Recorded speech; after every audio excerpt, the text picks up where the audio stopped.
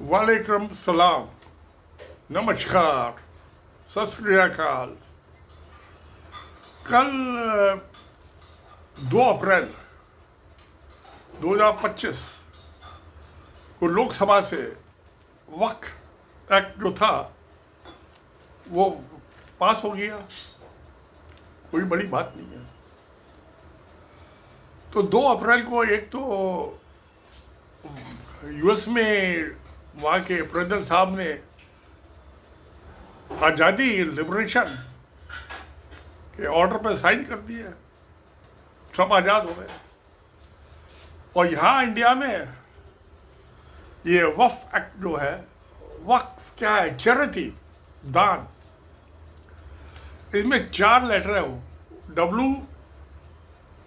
WAQF, 4, 1 2 3 4।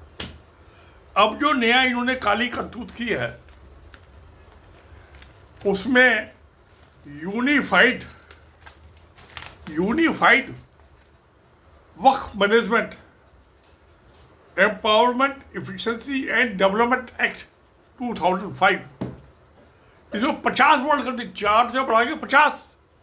अरे मेरे प्यारे, इतनी एक्सटेंशन कर दी, इसमें सब कुछ आ गया, चैरिटी नहीं आई, दान देने की बात नहीं आई, हड़पने की बात आई। अरे भाई, सरकार का क्या लेना देना? कोई मजहब के नाम पे दान देता है गरीबों के खुशहाली के लिए, अपने का ज़कात देता है, तो इसमें सरकार का क्या लेना देना?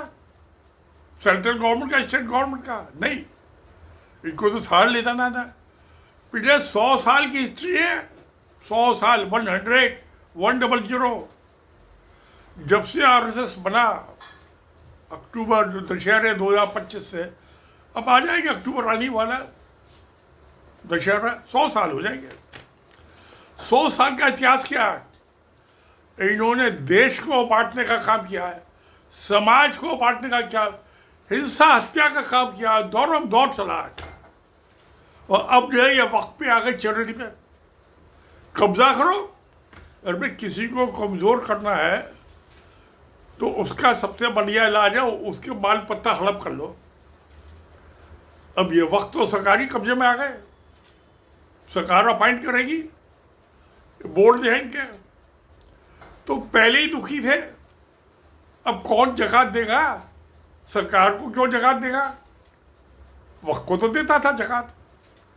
अब जब ये सरकारी एजेंसी बन गई, वक्फ बोर्ड है सरकारी, मुझे कि सरकार को अपने अफसरों पे विश्वास नहीं है।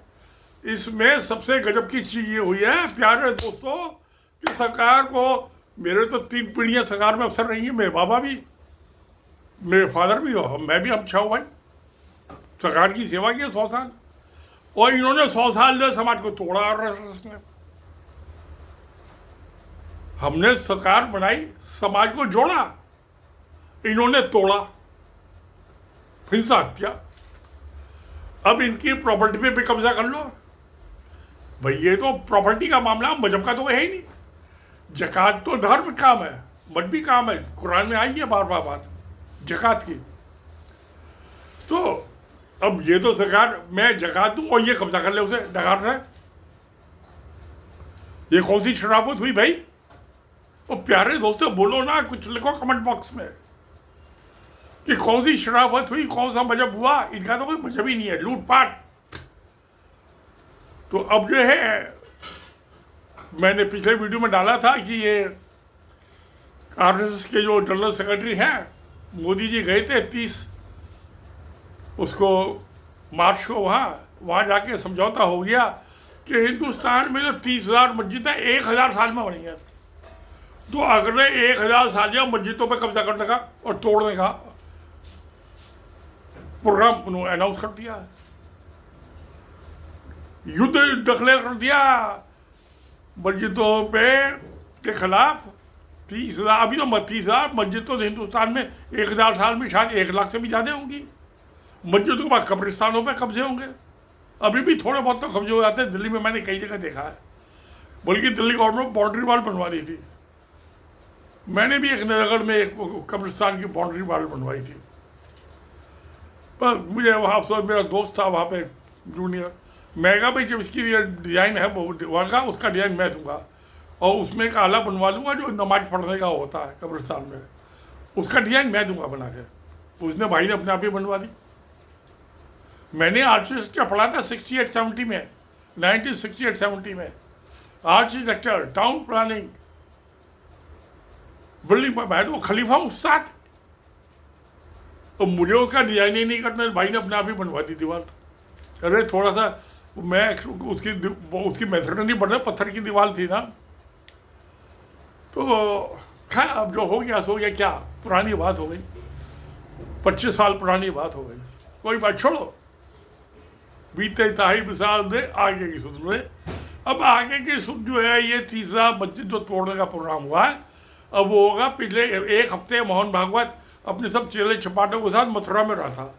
ये प्रोग्राम वहीं बन गया था कि सबसे पहले ईदगाह की मस्जिद की है, और मैं तो वहाँ मूत के आता था जहाँ कृष्ण कहते कृष्ण का जन्म हुआ था। कितनी दफा मैंने पेशाब किया वहाँ पे। तो चलो भाई, जहाँ मैंने पेशाब किया तुम वहाँ पे मंदिर में डालो, मुझे क्या फर्क पड़ता है। मैं तो 80 साल का हो गया, मैं तो दोबारा जाना नहीं वहाँ। मेरी बीवी भी मर गई, बच्चे भी सब चले गए। तो इंसान अकेला आता है जिंदगी में, अकेला जाता है दुनिया में। तो मुझे तो कोई गम नहीं है ये कब्जा कर ले, मस्जिद तोड़ दे, मगर ये किसी का दिल तोड़ रहे हैं। मस्जिद तोड़ने में कोई दिक्कत नहीं है, दिल ना तोड़े, प्यार मोहब्बत ना तोड़े। भाई इनकी तो इनको वोट की खातिर जो है, इनको तो मुसलमानों के नाम पे वोट मिल रहे हैं, नहीं तो हिंदू तो उनको 10 वोट नहीं थे।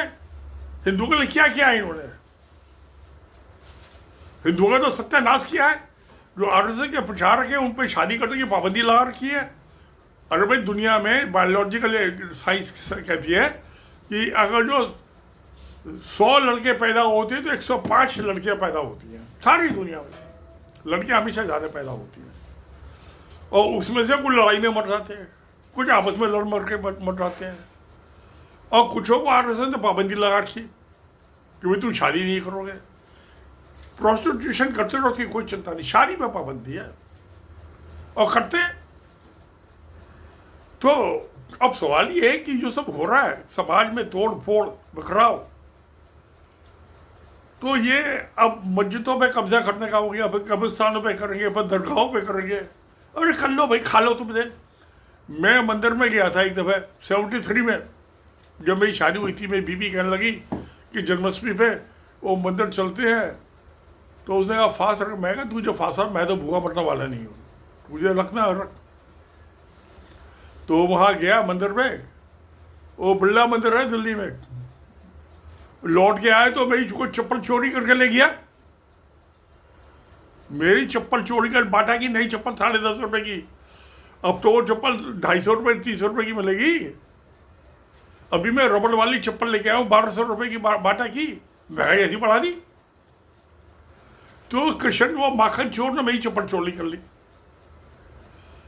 फिर जो थे वे मुझे बेटा को उधरपुर गए, बेटा बहू पोते पोती बेटी थी सब। तो वहाँ पे वो एक और मंदिर है कृष्ण का, वो भी मेहता फैमिली का ही है। तो मैं तो बाहर खड़ा हो गया, वो कह रहे पापा अंदर चो। मैं कहा मैं नहीं जाता, एक दफ़े तो चोरी चप्पल कराई है, अब दोबारा चोरी कराओ। मैं कहा तुम्हारी सबकी चोरी हो जाएगी, मैं यहीं खड़ा हूँ, चप्पल निकाल लो। मैं वहीं खड़ा रहा कि जिससे माखन चोर तुम्हारी चप्पल जूते अंदर। मैं बड़ी मुश्किल से आया नंगे पाऊँ, मेरी बीबी भी परेशान हो गई, कहते आप मेरी चप्पल पहन लो। मैं कहा तेरी चप्पल टूट जाएगी, मेरा पाँव बड़ा है। तो खैर वो जो हुआ तो हुआ, आ गया जैसे तैसे, बढ़ता खपता। तो मंदिर में जाओ तो भगवान नहीं मिलता है, चप्पल चोरी हो जाती है, वो पत्थर से सर फोड़ो। मस्जिद में जाओ तो खुदा नहीं मिलता, पत्थर है। मगर ये वहाँ उसमें ये सहूलियत ही है, मस्जिद में आप अपना जूता लेकर साथ जाओ।